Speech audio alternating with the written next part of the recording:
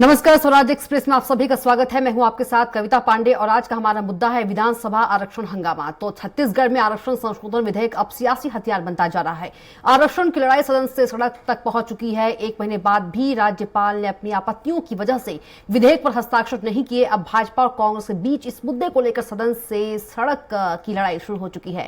कांग्रेस ने भाजपा पर आरोप लगाया है कि वे राज्यपाल को हस्ताक्षर नहीं करने के लिए दबाव डाल रहे हैं।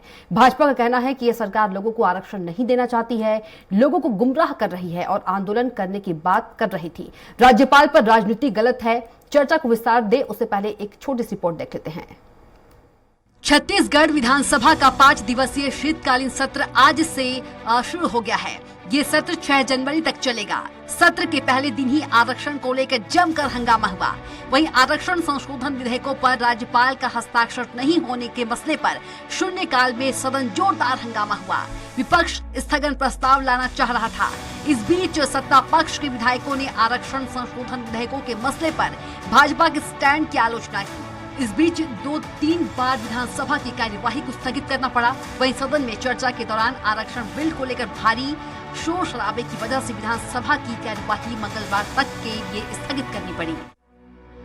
आरक्षण को लेकर चल रही सियासत सदन से सड़क तक पहुंच गई है। रायपुर शहर के कई हिस्सों में ऐसे पोस्टर लगाए गए हैं जिनमें लिखा है कि आरक्षण विधेयक के अटक जाने के जिम्मेदार भाजपा के नेता है। इन पोस्टर्स पर कांग्रेस ने अपनी पार्टी का नाम या चिन्ह नहीं लगाया है। सूत्रों के मुताबिक शहर भर में इसी तरह के पोस्टर लगाने की यह सियासी रणनीति कांग्रेस की है।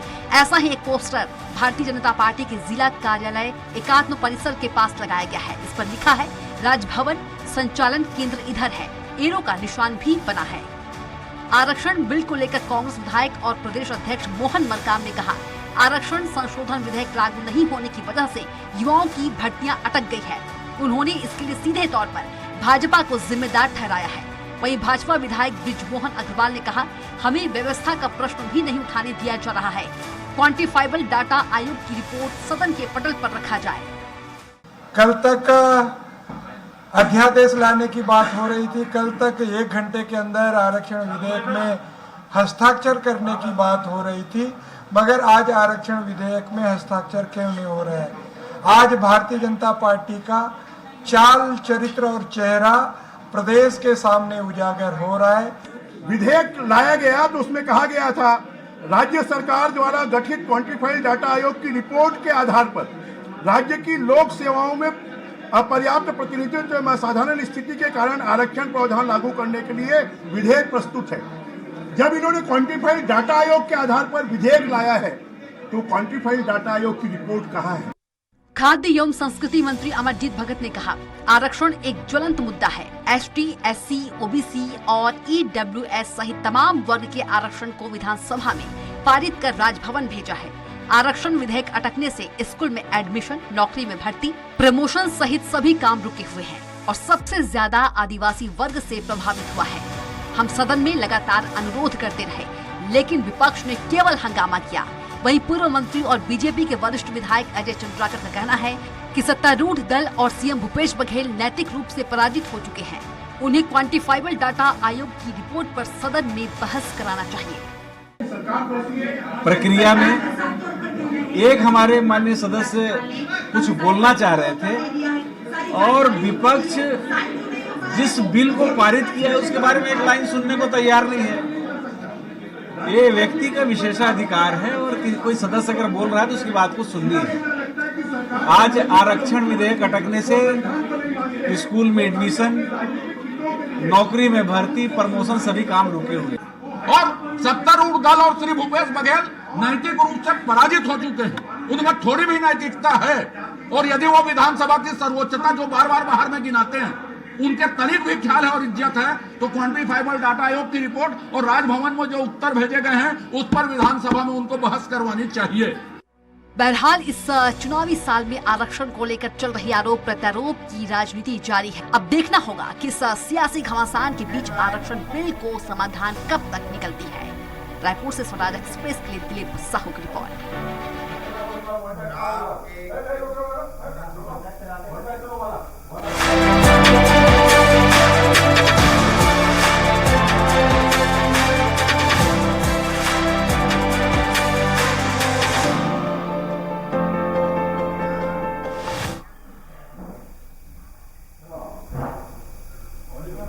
जय सिंह ठाकुर, बीजेपी नेता श्री चंद्र सुंदरानी जी और वरिष्ठ पत्रकार बाबूलाल शर्मा जी, आप तीनों का बहुत स्वागत है। धनंजय जी और सुंदरानी जी, आप दोनों से निवेदन है कि अपने अपने टाइम पर ही आप लोग बोलिएगा, आप दोनों से निवेदन है। तो सबसे पहला सवाल कांग्रेस प्रवक्ता धनंजय जी से है। धनंजय जी, भाजपा का कहना है कि सरकार लोगों को आरक्षण नहीं देना चाहती है और लोगों को गुमराह कर रही है, आप लोगों पर ही आरोप लगा दिया भाजपा ने। देखिए, भारतीय जनता पार्टी आदतन आरक्षण विरोधी है।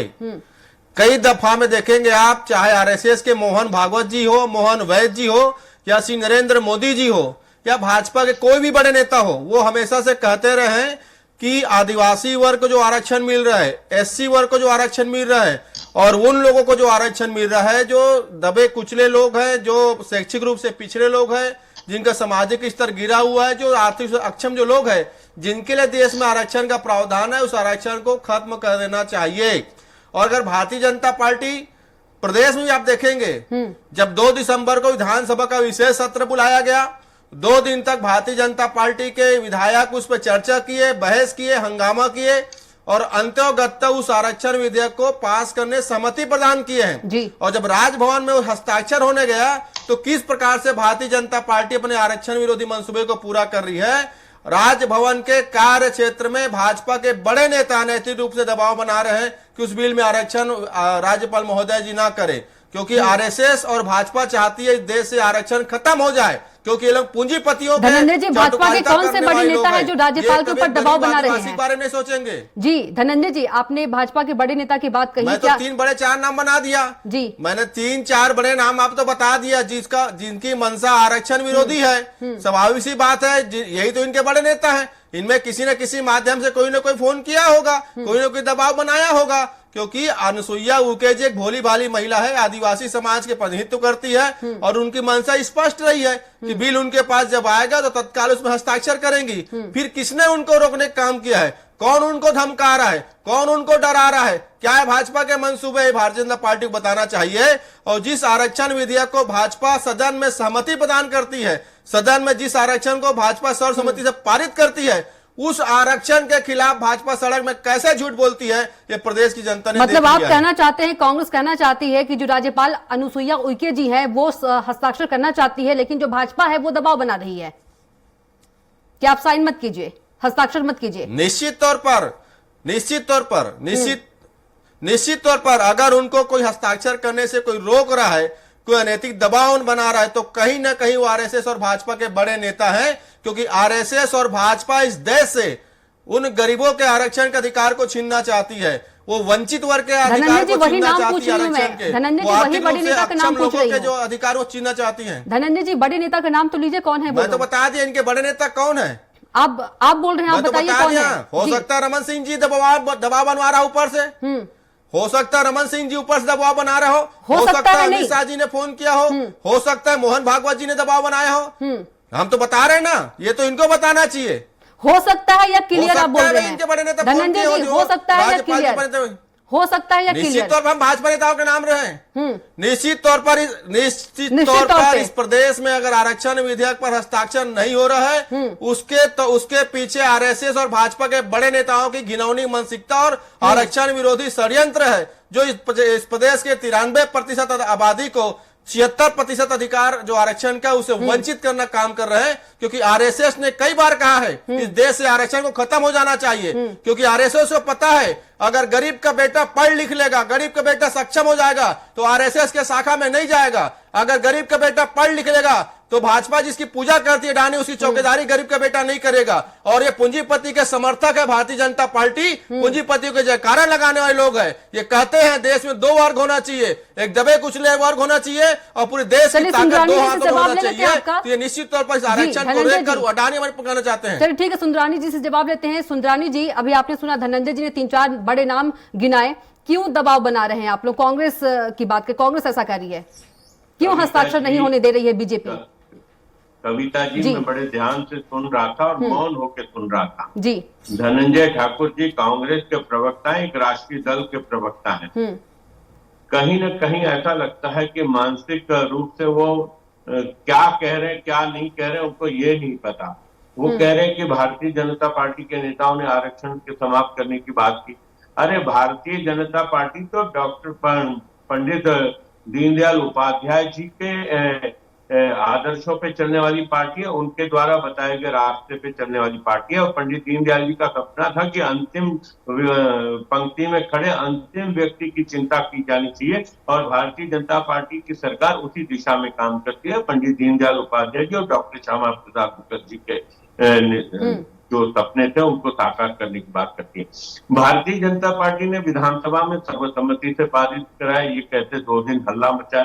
अरे हम जानना नहीं चाहेंगे, आप विधेयक में किन बिंदुओं पे चर्चा नहीं करेंगे, आंख मूंद के आपकी हर चीज का समर्थन करेंगे। अगर आपने राज्यपाल जी को 10 बिंदुओं का आपने जवाब भेजा, तो जवाब क्या भेजा, विधानसभा पटल में रखने में आपको आपत्ति क्या है? वो तो गवर्नर को, राज्यपाल को भेजे गए दस्तावेज की बात कर रहे हैं ना हमारे विधायक, अगर कह रहे हैं। और भारतीय जनता पार्टी के नेताओं को अगर समर्थन नहीं करना होता तो क्यों वही बात सुंदरानी जी, सहमति बनी थी जी, बिल्कुल बीजेपी की सहमति बनी थी और 1 घंटे में हस्ताक्षर करने की बात कही गई थी, लेकिन आज 1 महीना पूरा हो गया है। कविता जी, जिस छिछोरेपन का प्रयास कांग्रेस पार्टी कर रही है, जगह जगह पोस्टर लगा के एकात्म परिसर और कुशाभाऊ ठाकरे आवाज, बिल्कुल जिम्मेदार बीजेपी को ठहराया गया है। बिल्कुल नहीं, जिम्मेदार दल का ये काम होना चाहिए क्या? राज्यपाल को जितना इन्होंने, हालांकि कांग्रेस का चिन्ह नहीं है उस पोस्टर में, लेकिन जिम्मेदार जो आरक्षण अटक जाने का जी नहीं, निश्चित रूप से कांग्रेस के कार्यकर्ताओं ने उस प्रकार के पोस्टर लगाए हैं। राजनीति का इतना हल्का स्तर किसी दल का नहीं होना चाहिए, गरिमापूर्ण व्यवहार होना चाहिए। एक तरफ इनके नेता राहुल गांधी गरिमा की बात करते हैं, दूसरी तरफ ये जिस प्रकार धनंजय ठाकुर जी अभी बात कर रहे थे, मतलब एक गंभीर प्रवक्ता की बात नहीं कर रहे थे वो।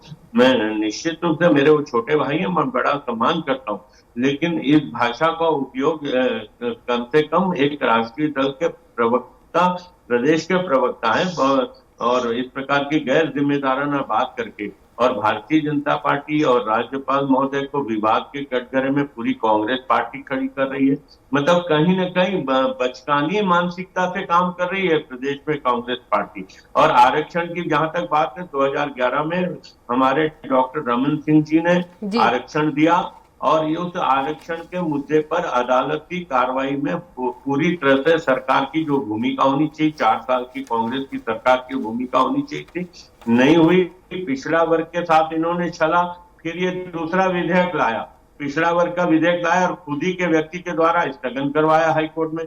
नियत में खोट तो कांग्रेस की, मेरा सीधा आरोप है, खोटी नियत से ये लोग सिर्फ संदेश देना चाहते हैं, मोदी जी को बदनाम करना चाहते हैं, भाजपा को बदनाम करना चाहते हैं, और हर मुद्दे पे 15 साल की डॉक्टर रमन सिंह जी की सरकार को कोसना चाहते हैं। ठीक है, बाबूलाल शर्मा जी हमारे साथ जुड़े, उनसे भी सवाल ले लेते हैं। बाबूलाल शर्मा जी, जो आरक्षण की लड़ाई है वो बढ़ते ही जा रही है, लेकिन हल कुछ नहीं निकल पा रहा है।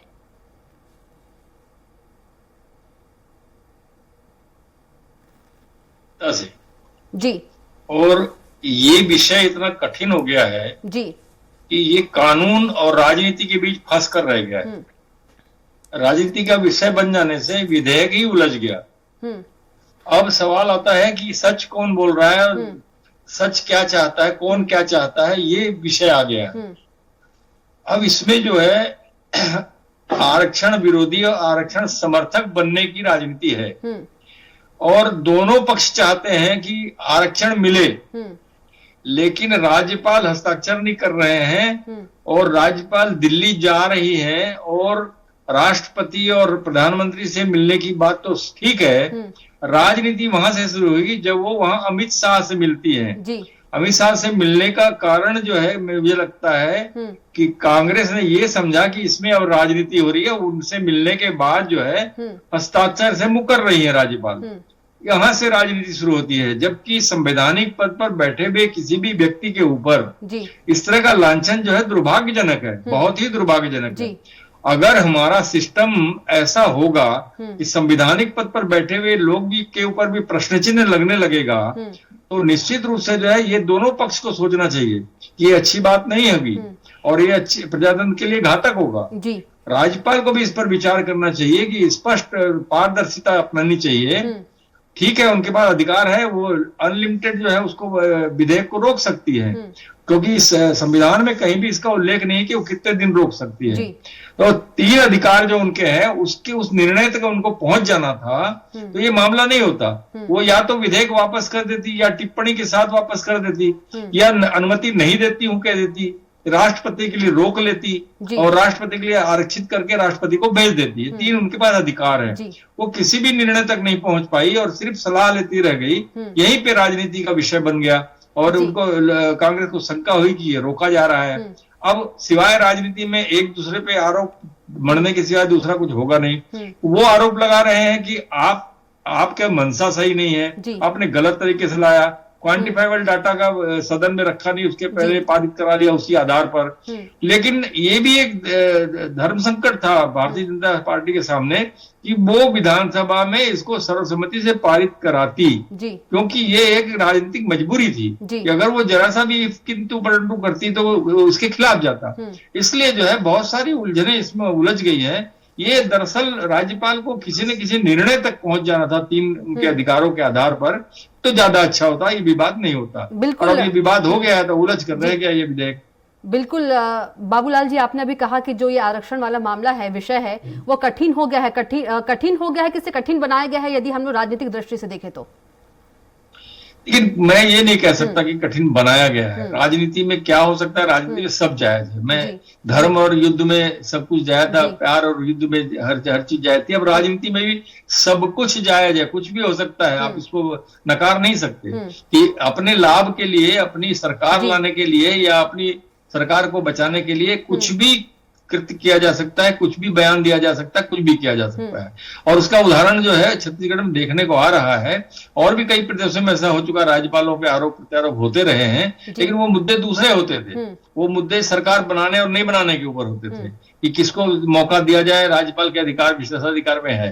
तो यहाँ पर विधेयक का मसला है और ये विधेयक जीवन मरण का प्रश्न है। और इसकी नहीं पारित होने की वजह से, दस्तखत नहीं होने की वजह से, इतनी मेहनत से पारित करने के बाद भी दस्तखत न होने की वजह से ये स्थिति बन गई है कि प्रदेश के युवा जो है वो बड़े मुश्किल में फंस गए हैं। उनके आरक्षण की लिमिट कम होने की वजह से नौकरियों में रोक लग गई है, एकदम पूरा काम ठप पड़ गया है। जी बिल्कुल। धनंजय जी, आप कुछ बोलना चाह रहे थे? देखिए सुंदरानी जी, 2 बहुत बड़ी बात कही है। एक कहा कि कांग्रेस का छिछोरापन जी, और दूसरा मानसिकता की बात कही है जी। मुझे तो भाजपा नेताओं के ना मानसिक दरिद्रता पर तरस आती है। मानसिक दरिद्रता कह रहा हूं ना।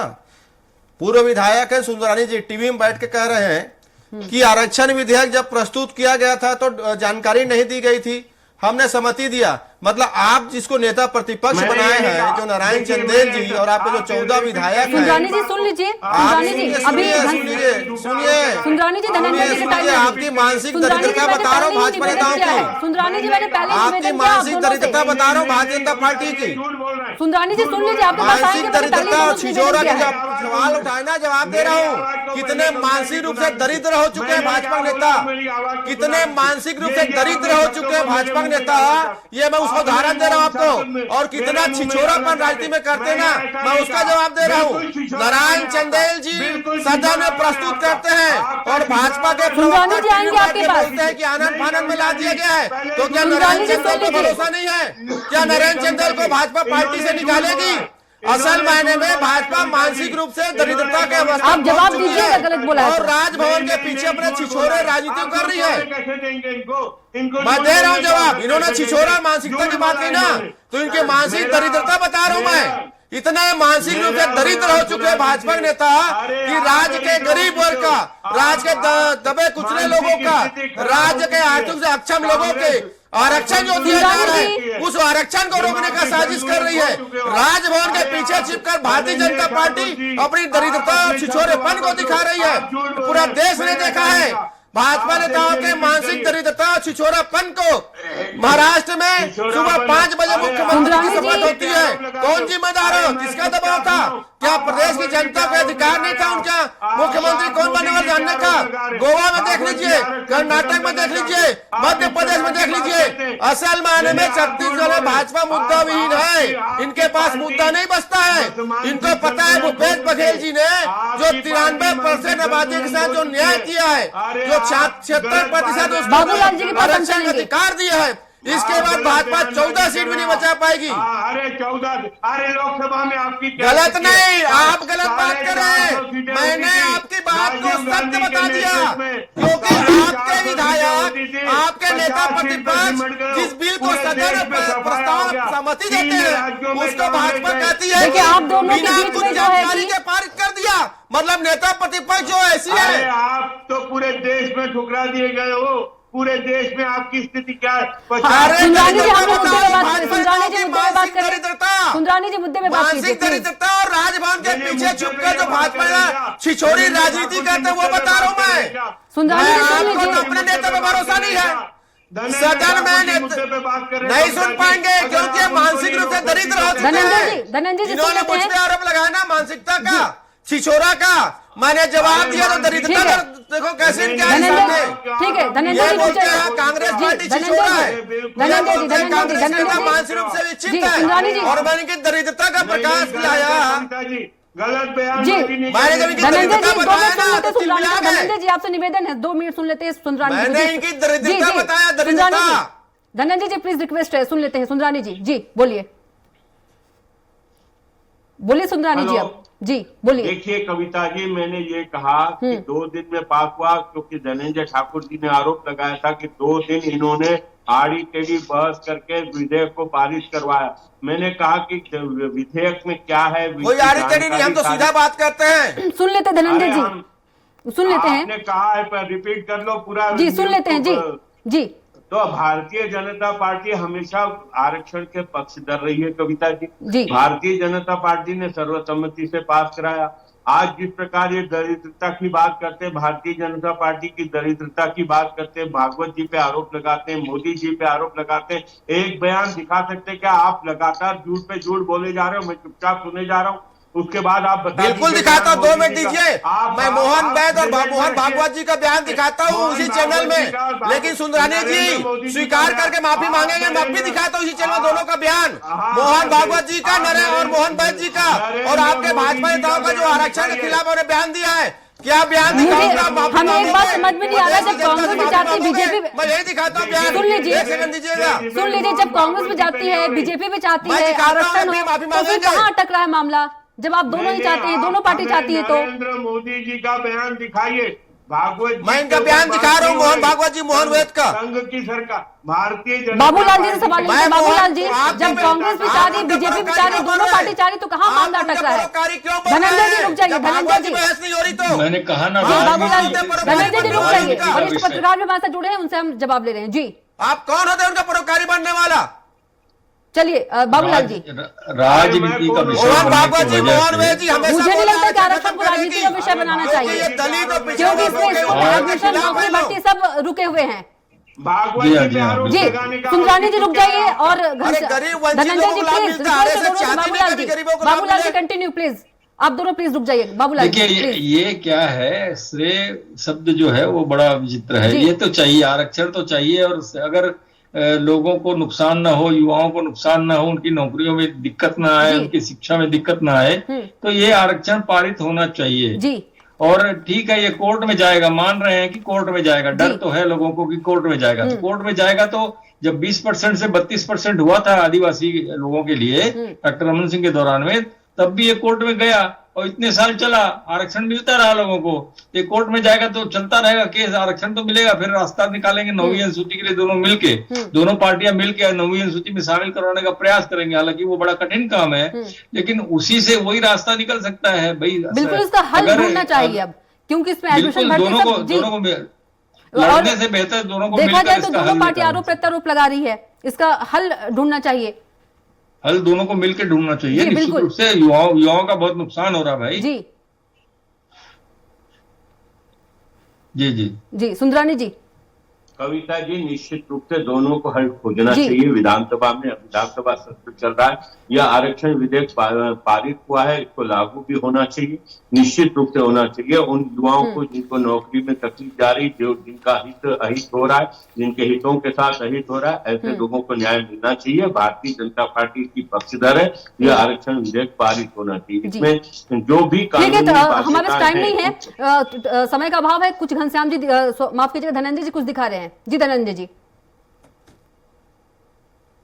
ये बयान दिखा रहा हूँ मोहन भागवत जी का, जिसमें आरक्षण खत्म अरे करने मैं की बात मोदी उनके जी के द्वारा बयान कही की गई बात है। ठीक है, आप तीनों को बहुत बहुत आरक्षण धन्यवाद। धनंजय जी आपका बहुत धन्यवाद, बाबूलाल जी आपका बहुत धन्यवाद, लगातार झूठ बोलते हैं, बहुत बहुत लगातार। धन्यवाद चर्चा में जुड़ने के लिए। तो बहरहाल इस चुनावी साल में आरक्षण को लेकर चल रही आरोप प्रत्यारोप की जो राजनीति है जारी है। अब देखना कि सियासी घमासान के बीच इसका समाधान क्या निकलता है। तो फिलहाल चर्चा में इतना ही। आप देखते रहिए स्वराज एक्सप्रेस।